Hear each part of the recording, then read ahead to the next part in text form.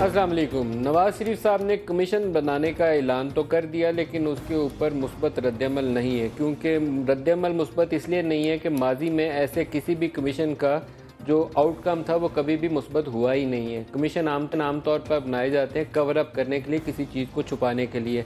एतजाज़ एहसन साहब ने जस्टिस अफजल वाले कमीशन का जिक्र किया था गुज़श्ता रोज़ कि जब वो लोन्स वाला इशू इनके ऊपर आया तो एक शख्स को, एक जज को तैनात किया, पसंद की रिपोर्ट बनी, बाद में 2 साल बाद एतजाज़ साहब कहते हैं उसे सेनेटर बनवा दिया।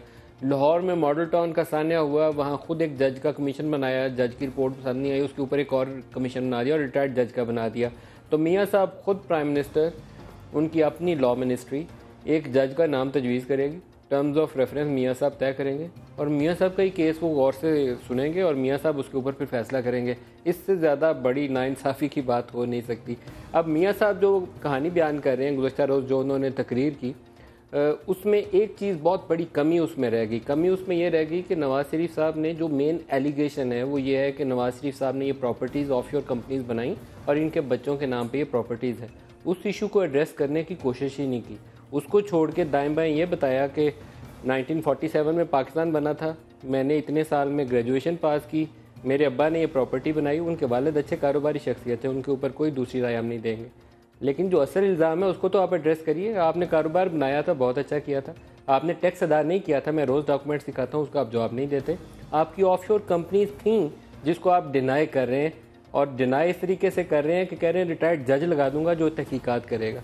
अब इसमें सबसे मज़े की बात यह है कि आज सारा दिन हम बहुत से डॉक्यूमेंट्स जो थे सर्च करते रहे। मैं आपको तरतीबवार कुछ चीज़ें दिखाऊंगा जिससे आपको अंदाज़ा होगा कि नवाज शरीफ साहब के पास ये प्रॉपर्टीज़ 90 की दहाई से हैं, 90 की दहाई से, मिड 90 से एटलीस्ट वो इनके ओनर हैं, बेनिफिशियल ओनर हैं, वहाँ रहते रहे हैं और इनके ख़िलाफ़ जो लंदन की अदालतों में मुकदमात थे, अल तौफीक ट्रस्ट के, हुदैबिया पेपर मिल्स के, उसके हवाले से यही प्रॉपर्टीज़ जो थी जज ने अटैच करने का ऑर्डर पास किया था। पहले मैं आपको क्रिस्टीना लैम का एक 2000 का दिसंबर 2000 का एक आर्टिकल उसको कोट भी कर रहा हूँ, उसको दिखा भी रहा हूँ और उस पैरा में लिखा क्या है। ये उस वक्त की नैब जो जनरल परवेज़ मुशर्रफ ने बनाई थी, उसकी नैब की रिपोर्ट के ऊपर क्रिस्टीना लैम ने एक आर्टिकल लिखा है। और क्रिस्टीना लैम क्या कहती हैं कि नैब के मुताबिक लंदन में नवाज शरीफ के 7 अपार्टमेंट्स हैं, जिनमें से एक अपार्टमेंट मेफेयर और एक पार्क लेन में है। नवाज शरीफ के बैंक अकाउंट लंदन, एक 2 और जगह जी ऑस्ट्रेलिया, स्विट्ज़रलैंड और एक और जगह लिखी हुई है। नवाज शरीफ की कुल दौलत की मालियत तकरीबन 700 मिलियन पाउंड्स है। ये क्रिस्टीना लैम ने दिसंबर 2000 में लिखा जब नवाज शरीफ साहब ने एग्ज़ाइल डील साइन की थी। ये तो क्रिस्टीना लैम का आर्टिकल है, नैब ने बताया था। जनरल मोहम्मद अमजद से मैंने इंटरव्यू भी किया था, जनरल मोहम्मद अमजद ने भी ऐसी बातें कुछ कही थी। हो सकता है जनरल थे तो वो जनरल साहब का कुछ ख्याल रखा हो। लेकिन अब आपको एक और चीज़, अर्दशेर कावेजी, पाकिस्तान में बड़ा एहतराम से उनका नाम लिया जाता है और वो चीज़ें जो आर्टिकल लिखते हैं उसके अंदर भी काफ़ी वो रिसर्च वर्क करके लिखते थे, इसके बगैर नहीं थे लिखते। डॉन 21 मई सन 2000 अर्दशेर कावेजी लिख रहे हैं। ये अभी मैं आपको कोशिश करूँगा ब्रेक के अंदर इसका लिंक निकाल के तो इसकी पूरी तफसील आपको बताऊँगा कि नवाज शरीफ साहब ने जो लोन्स लिए हुए थे अल तौफीक ट्रस्ट से, तो इन्होंने डिफ़ॉल्ट कर दिया। जो ड्यू डेट थी, ड्यू डेट पे वो पैसे वापस नहीं किए। मुकदमा चल पड़ा, मुकदमा चला तो जज ने ऑर्डर पास कर दिया कि इनकी 4 प्रॉपर्टीज़ हैं यहाँ लंदन के अंदर और उन चारों के एड्रेसेस हैं 16, ये मैं एज इट इज़ जो कोट किया हुआ है कावेजी ने कोट एंड कोट पढ़ के सुना रहा हूँ। 21 मई सन 2000, मियाँ साहब आप भी आर्टिकल खोल के पढ़ सकते हैं, नेट पे अभी भी दस्तयाब है।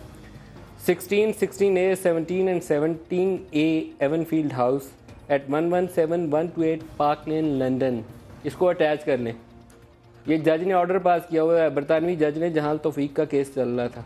फिर उसके जवाब में मियाँ साहब ने जो है उनसे एग्रीमेंट किया और इनकी ओनरशिप किसके नाम पे है, एक का नाम नहीं लूँगा, इस दुनिया में शख्सियत नहीं है मियाँ साहब की फैमिली से, उनका नाम छोड़ देता हूँ। दूसरे 2 नाम जो इन फ्लैट्स के मालिक हैं, एक का नाम है मियाँ मोहम्मद नवाज शरीफ, दूसरे का नाम है मियाँ शहबाज शरीफ। और ये जज ने ऑर्डर पास किया हुआ 5 नवंबर 1909 में, 5 नवंबर 1909 में। और फिर उसके बाद मियाँ साहब ने सेटलमेंट की और सेटलमेंट के नतीजे में ये 400 और $425 मिलियन की 3 पेमेंट्स हैं, तकरीबन $1.2 बिलियन टोटल अमाउंट है जो इन्होंने सेटल की और उसको पे ऑफ किया और अपने अपार्टमेंट्स बचवाए और वो जो अल तौफीक ट्रस्ट का केस था उसको सेटल किया। फिर उसके बाद जब ये सऊदी अरब से पाकिस्तान आने के लिए रास्ता अपनाते रहे और यहाँ 2 दफ़ा शहबाज शरीफ साहब ने आने की कोशिश की, फिर एक दफ़ा मियाँ साहब ने आने की कोशिश की, फिर ये अल्टीमेटली जद्दा से शिफ्ट होते हैं तो यही इनकी जाय पनाह थी। कोई ऐसी अचंबा नहीं है, खुफिया चीज़ नहीं है जिसको बयान न किया जा सके। मरीम नवाज शरीफ साहबा का जो मरीम सफदर के नाम से सारे डॉक्यूमेंट्स हैं, इनके डॉक्यूमेंट्स में एक वो मिनरवा वो के नाम से वो एक आता है कंपनी, ये दिखाइएगा जी प्रोड्यूसर साहब, स्क्रीन पे दिखाइएगा। इनसे पूछा गया कि आपका सोर्स ऑफ इनकम क्या है, ये आप कंपनी बनाने जा रही हैं, आपका सोर्स ऑफ इनकम क्या है?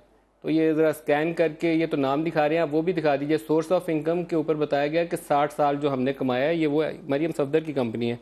आगे पासपोर्ट की इनकी कॉपी भी लगी हुई है, पासपोर्ट की इनकी कॉपी भी दिखाइए जी। और पासपोर्ट की कॉपी दिखाने के बाद फिर सांबा बैंक से इन्होंने लोन लिया, और सांबा बैंक से जो लोन लिया, सऊदी अमेरिकन बैंक से जो लोन लिया, उसमें एड्रेस भी जद्दा का है, और उसके ऊपर जो डेट दर्ज है वो 5 दिसंबर 2005 की है। और जो डॉक्यूमेंट्स उससे पहले हमने नीलसन के और बाकी 2 कंपनीज के जारी किए हैं, वो ये मेरे हाथ में पूरा पलंदा पकड़ा है। अब इसको किसी रिटायर्ड जज की मियाँ साहब ज़रूरत नहीं है, इसमें एक तहकीकाती कमीशन जैसे फ्रांस ने बनाया, जैसे हॉलैंड ने बनाया, जैसे दुनिया के बाकी कंपनियां, दुनिया के बाकी ममालिक कर रहे हैं, तो आपकी नैब और FIA को तहकीकात करके एक केस सबमिट करना चाहिए। और ये बेसिकली टैक्स जो आपने बचाया, इससे ज़ाहिर यही होता है इन डॉक्यूमेंट्स के नतीजे में। और पूरी दुनिया ने टैक्स फ्रॉड के केसेस किए हैं, पूरी दुनिया ने किए, किसी एक मुल्क ने नहीं किया। आइसलैंड के वज़ीर-ए-आज़म ने तो खैर उससे पहले इस्तीफ़ा दे दिया। बाकी दुनिया के जितने बड़े बड़े नाम सामने आए हैं वो टैक्स फ्रॉड की इन्वेस्टिगेशंस कर रहे हैं। तो ये वो केस है जिसके नाम से भी शुरू करना है, स्टार्ट इसी से होगा, टैक्स फ्रॉड का केस होगा, और पैसा किस ज़रिए से पाकिस्तान से बाहर गया।